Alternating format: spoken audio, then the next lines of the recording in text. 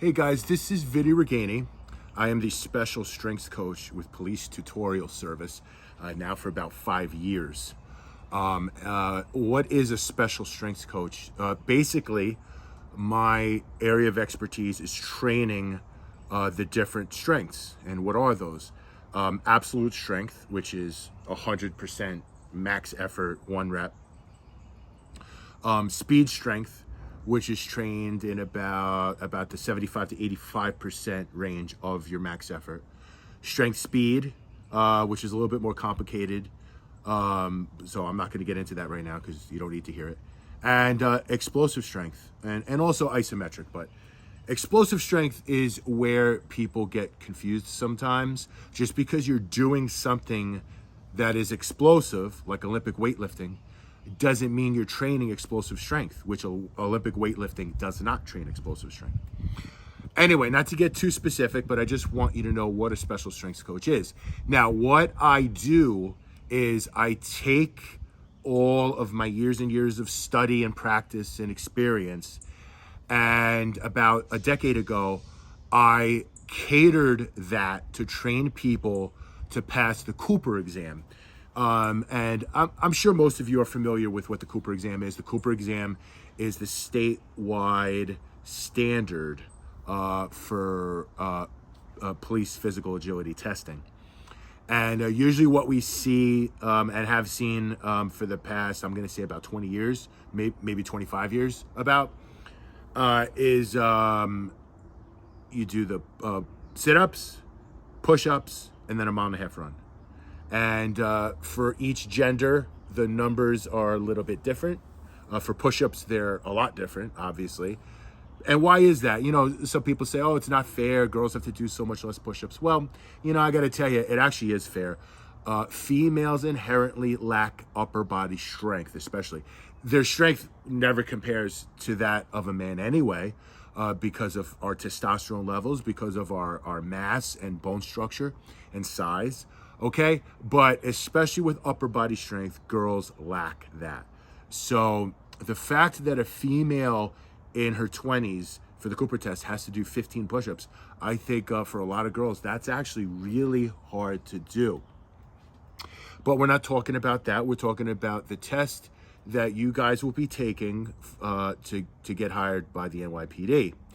And I was not familiar with it up until a few days ago. So I've watched some videos on it, I've studied it, and I'm gonna tell you flat out, this test is way easier than the Cooper, way easier. But that's not to say that you should treat it lightly. I'll put it to you this way, in my opinion, the Cooper test weeds out those who are not very physically fit.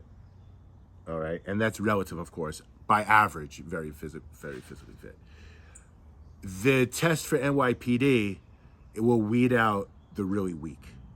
The test has no push-ups in it, but it does have a little bit of upper body stuff, which I'll discuss.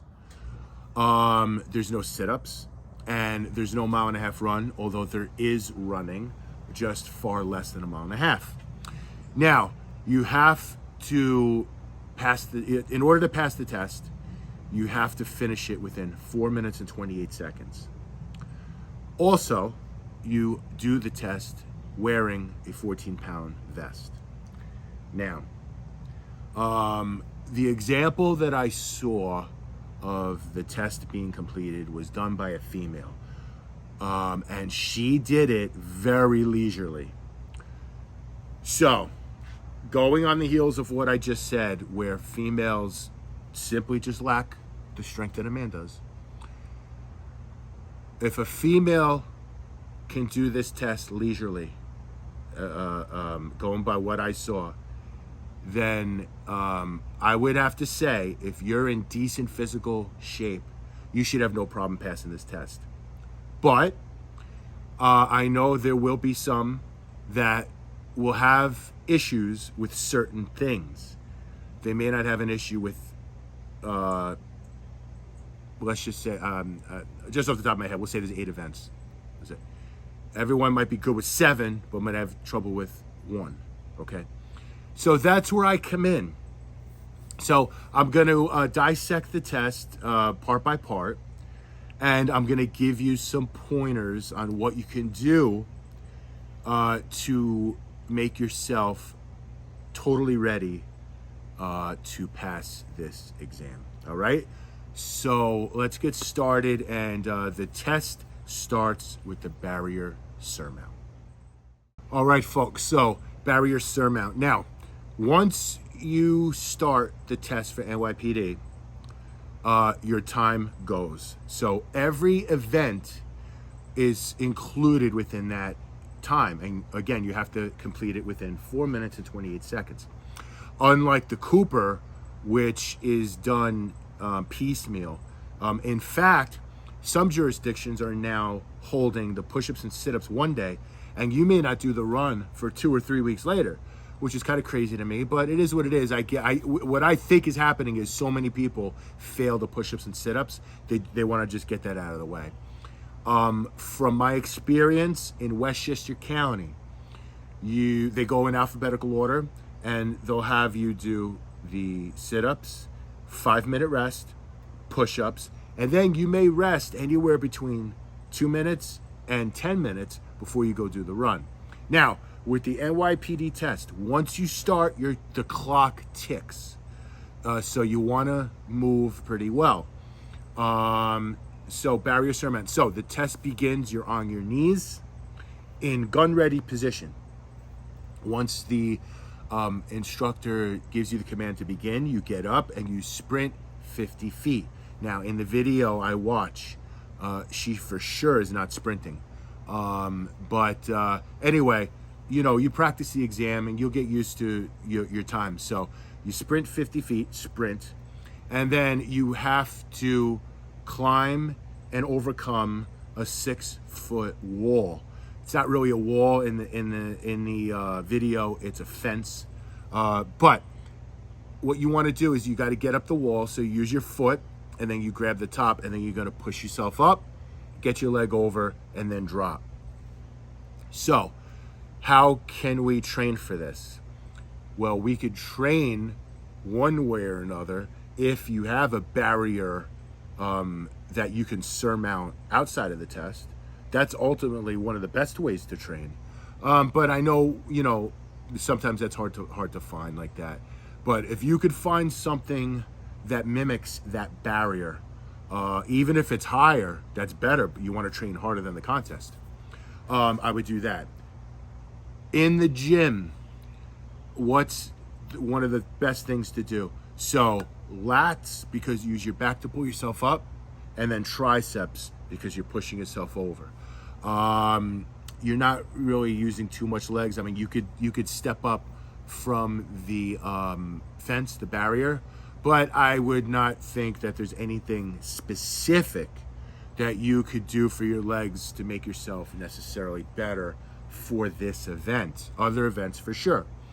So how do you train your back really well? Well, chest supported rows is excellent.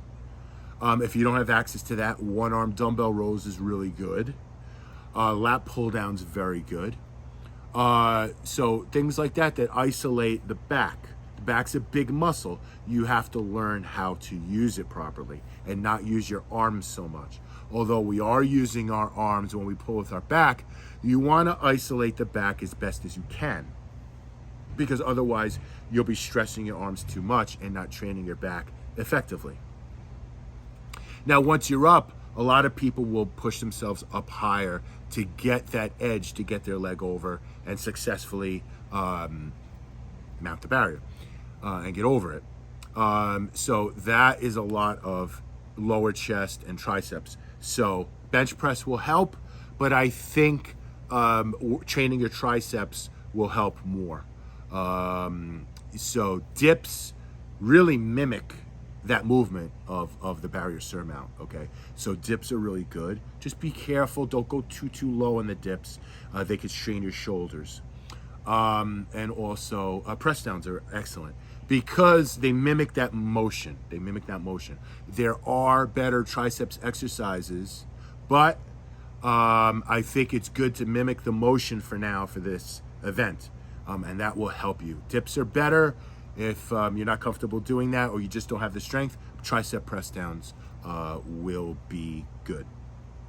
So after you, okay, oh, and also on a side note, if you start the test, you sprint the 50 feet, if you don't get over the barrier, they give you 2 more tries, and you can you sprint a shorter distance. It looks like they just sent you back about 10 or 20 feet, which is nothing. All right, so you got 3 tries to get over it. All right, so if you're not successful the first time, they start you over again. You have 2 more tries. Okay, and then after that, you head over to the stair climb, and I'll discuss that now. All right, folks, so the next event is the stair climb. So as soon as you're done with the barrier mount, you're gonna jog over to the stairs. The way they have it set up is 6 stairs going up, 6 going down. And you have to go over and back 3 times. So 1, 2, 3. Judging by the video, the rules seem pretty simple and somewhat strict, but not too bad. You can skip stairs going up, although I wouldn't necessarily recommend that. I don't really see an advantage to that because, all right, you might say, oh, well, I have to go up less steps. Yes, but that extended stride, you're actually using more muscle. So for some people, it actually may tire you out quicker. So that's not necessarily a good thing. Personally, and I could probably pass this exam in 2 minutes. Personally, I wouldn't skip stairs. And I'm 6'4". I still wouldn't.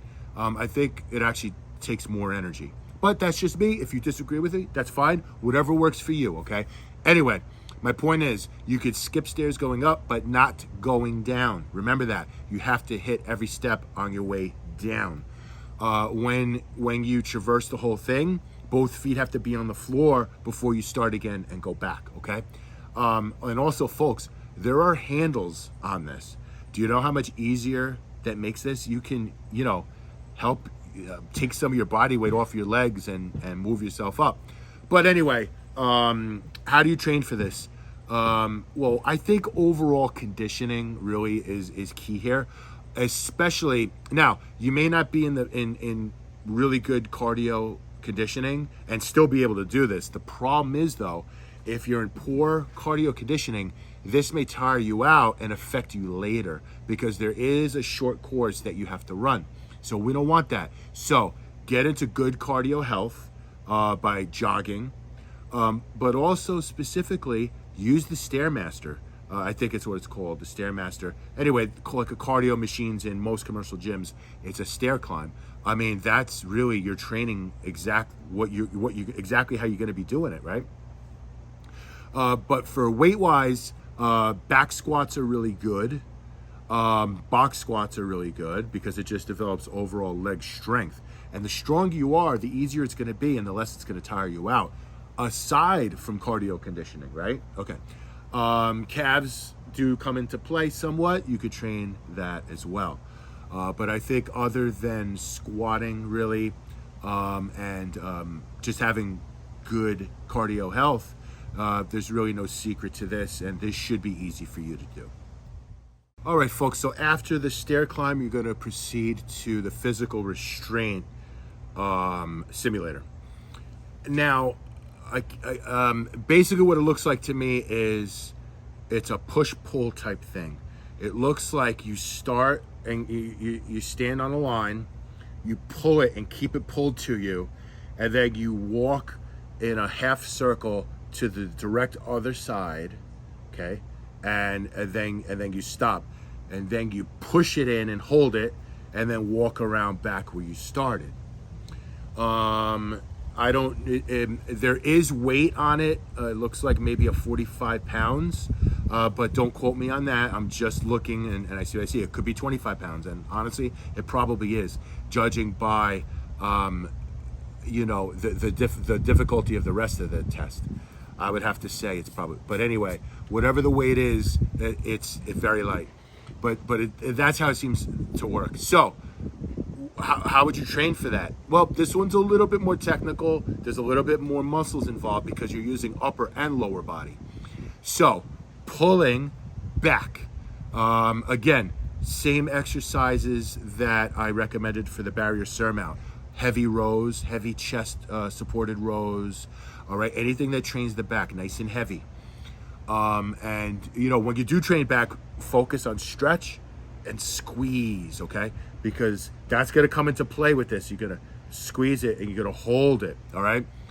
And you can lean back a little bit, and which will make it a much easier because you're using your body weight to counterbalance the system. And then when you're walking like that backwards, you're going to be using a lot of your hamstrings. So box squats are excellent for training hamstrings. Also stiff-legged deadlifts and simple leg curls. And then when you push it in and do it, it's basically transferring everything I just said from the posterior chain to the front of your body, anterior. So chest, right? Because we push with our chest. Triceps, chest and triceps will help you hold it in. And then quads are good for that because you're leaning in. So you're transferring that weight to the front. So you want nice strong quads. And back squats will do that. Bench press, right? Incline press, things like that. All right, and shoulders too for stability. So after that, we move on to the next part of the exam. All right, folks, so after the physical restraint simulator, we go to a 600-foot run jog. Basically, they set up a pattern of cones, and you're gonna run through it. Sometimes you'll kind of slalom a little bit, but for the most part, it's straightforward. Folks, 600 feet is nothing. Think about the amount of feet in a mile and a half. 600 feet is nothing. What I do to develop my guys for the mile and a half run is box squats, heavy, absolute strength, max out, followed by power walking with the sled. And folks, when I tell you my average time that I take off guys and girls who come see me is a minute a week for the first month. Okay, so that's 4 minutes off your mile and a half run in a month. And I'm talking about those whose mile and a half run are in the upper teens. Okay, I mean, if you're in good shape already and you just need to shave off, a minute or two, it'll be a little bit less than that. But generally speaking, my average is a minute a week for the first month. So to make yourself a good runner, and again, aside from cardio training, you still need to run. But strength will help you immensely. Think about it. The stronger you are, look at some of these big guys in powerlifting. Can you imagine how many push-ups they can do? And most guys you see who are really fast, they got big legs. They're not stick figures. Stick figures are those who are running marathons because you're just wasting away your body and your hormones. But those who sprint and are really fast, football players, I mean, look at that. Who's running faster 40s than a football player? And those are some of the biggest guys around. All right, so you want to do heavy box squat and power walking with the sled to train for the run. All right, so when you're done with the 600-foot jog run, next is victim rescue. So what they do is they set up a 176-pound mannequin and they wrap some sort of strap around its body.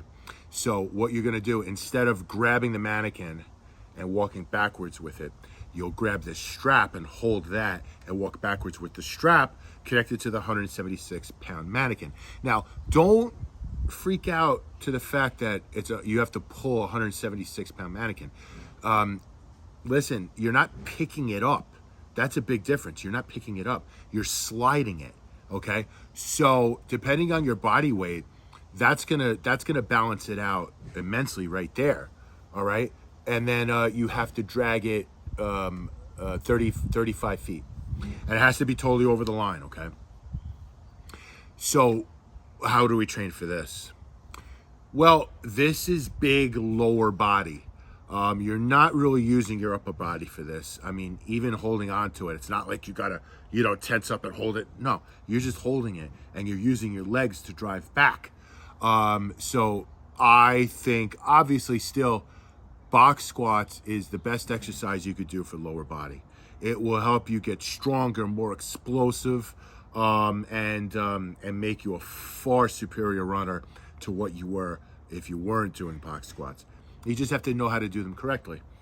So box squats will help immensely, but also power walking with the sled and walking with the sled backwards, because this basically you're mimicking this victim rescue, simulated victim rescue. So if you have a sled in front of you on the ground with weight on it and you tie it around your belt and you're rocking backwards, folks, that's the exact same movement that you have to employ with the victim rescue. So those are really the best things that to do. I'll discuss one more thing overall regarding calves for the whole thing. But that's what I would do. Box squats, power walking with the sled, and walking with the sled backwards. All right, guys, so after victim rescue is the last event, which is the trigger pull event. Now, there's really not much training we can do for this. If you're in good physical condition, your heart rate won't be sky high by the time you get to this, because that's really what's going to affect your performance on this, is a very high heart rate and fatigue. The only thing I could recommend is train your shoulders. Shoulder presses are always really good, but front raises would be good for this event. It'll get your shoulders nice and strong, which will make it easier to keep it up. All right, because you're stronger. But a better recommendation for this would be this: calm down. I don't think really most people will have problems with this. So basically what it is you holding a simulated firearm with one hand, and you have to keep it from hitting a ring, and the ring is about 9-inch diameter, so you can't hit it. All right, and 9 inches. Think about the size of the barrel of a gun. 9 inches. You have plenty of room. So just stay calm. Breathe in through your nose. Out through your mouth. Try and calm your heart rate a little bit. Calm down. Don't tense up too much, because the more you tense up all your muscles, the faster you're going to fatigue, and the faster you're going to start shaking. So relax everything. The only thing that should be tensed a little bit for stability is your shoulder. That's it. A little bit for stability. But other than that, everything should be relaxed. And you pull the trigger, simulated, you pull the trigger 16 times with your strong arm, and then you switch to your weak and you do it 15 times, okay? So front raises for shoulders, and really just calm your breathing. In through your nose, out through your mouth, deep, slow breaths. Try and calm down, get that heart rate down if you're having trouble. And just relax your muscles, relax. And the only thing that should be somewhat tense will be your shoulder. All right, folks, so in closing, I saved this for last because you don't really see people doing it, which is a shame. And then they wonder why they have problems. But you got to train your calves. So many people don't train their calves, and then they wonder why they're injuring them, and they wonder why they get shin splints. Well, you're injuring your calves and you're getting shin splints because your calves are weak and tight. I get a lot of people that complain about shin splints, and I tell them, train your calves, stretch them, massage them, and within about 2 weeks, they don't get shin splints anymore. So you got to train your calves. Plus, you're using them. You're using them for the barrier surmount. You're using them on the stairs. You're using them on the run. You're using it with the physical restraint. And really all the events that use lower body, you're using your calves. So please train them. They're so easy to train. You literally just step up on something. You could do it at home on one of your stairs and just do standing calf raises. Up, squeeze, down, stretch. Up, squeeze, down, stretch, okay? Train your calves. They're so important, and they're so often neglected. And believe me, a lot of your issues, if you have them, will go away. Now, just really quick, if you need more help, and I mean hands-on, one-on-one, I offer it. I'm not in the city. I'm in Westchester. I'm in central Westchester.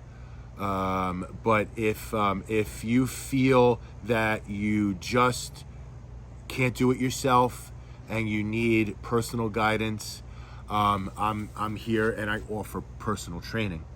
I'm not, it's just me, and it's in my home garage gym. I don't go to commercial gyms because they don't have the specialized equipment that I have in order to train you properly for these events. I've been doing it for about 10 years. Every single person that has taken the Cooper test with me has passed it. I have failed no one. Unfortunately, I do not offer remote training or anything online of that sort because it's my training is just too specific and intense to do it remotely. Cannot be done. I'm not in this for the money. If anyone is offering online remote training, they don't take themselves seriously and they're just in it for the money. You just can't. Some of these movements are very specific, and I need to look at you doing it from all different angles. And we can't do that remotely. We just can't. So, you can reach me through the PTS website. Simply send them an email and inquire about personal training, and I will get back to you very quickly. All right, we do not mess around when it comes to this, and I don't mess around when it comes to training. So if you need me, I am here. I've had people come see me from Long Island. They would drive an hour and a half to come see me 3 times a week, and because that person really wanted to pass this test. One thing in closing, the thing that I see the most is procrastination. Most, and I mean the absolute majority of people who reach out to me too late. The average time that a person has when they reach out to me and they're taking the test is 3 weeks. Folks, if you have the test in 3 weeks and you're in horrible shape, I mean, what are you waiting for? Usually, if you're in very, very poor physical condition, it'll take me between 2 and 3 months to get you in excellent condition, and you will pass the test. Of course, I can't really guarantee anything, but for the most part, if I have 3 months, I can pretty much guarantee I'll get you to pass the test, okay? Just don't wait till the last minute. Start training, start doing the things I mentioned, and you should be good, all right? If you need help, and if you have a question or anything too, feel free to email me on the website and I'll get right back to you, all right? I have no problem answering questions at all. I enjoy it. I want to help, okay? So good luck.